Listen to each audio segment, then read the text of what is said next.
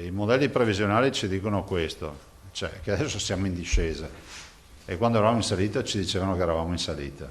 Ci aspettiamo una fase di stasi, di arresto, cioè non ci aspettiamo uno svuotamento totale. La parola d'ordine resta una: prudenza, anche perché, ribadisce Zaia, esiste un momento ben preciso nel quale tirare le somme. Noi abbiamo una deadline per fare un bilancio che è fine febbraio. Ci dirà anche quale sarà lo stato dell'arte rispetto alle nuove infezioni.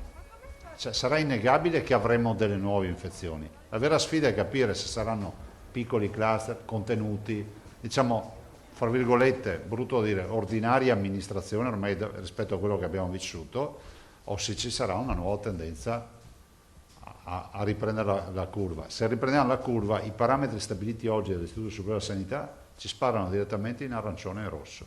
Il governatore mette in guardia: nessuno pensi che con il vaccino o la sperimentazione degli anticorpi monoclonali l'incubo possa finire in fretta. La prima arma è sempre quella che ci accompagna da un anno a questa parte: mascherina, distanziamento, igienizzazione delle mani. Inevitabile l'appello al mondo degli sci, a 2 giorni dai mondiali di Cortina. Lì c'è un ambiente ipercontrollato, però è pur vero che se qualche cittadino ha modo, penso anche a tutti coloro che gravitano nell'ambiente, diciamo, del comune di Cortina, insomma di quelle località, non è vietato spostarsi, siamo in zona gialla e così vale anche questo appello per le piste da sci di avere la massima attenzione.